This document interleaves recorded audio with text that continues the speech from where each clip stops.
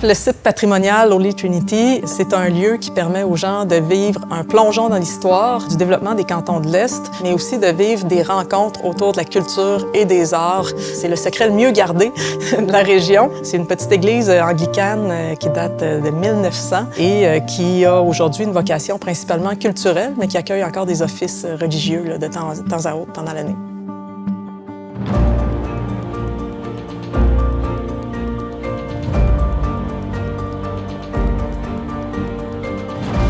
Le site patrimonial Holy Trinity, c'est un tout. Les gens qui viennent ici vont naturellement traverser le cimetière, se plonger vraiment dans l'ambiance du cimetière. Après ça, on plonge dans l'église et puis là, on tombe dans une atmosphère qui est vraiment intéressante, qui est différente. Les gens sont attachés, mais ils veulent surtout que le lieu soit vivant, qu'il soit habité, puis qu'il serve réellement à la communauté.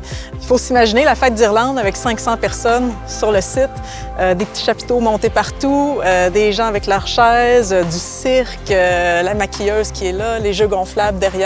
Les gens en ont plein les yeux et plein les oreilles, vraiment. C'est la deuxième église qui a été construite sur le site où on se trouve présentement. La première église a été construite un petit peu plus haut, vers le presbytère qui est juste en haut. C'était la première église de style néo-gothique dans tout le sud du Québec qui était construite ici.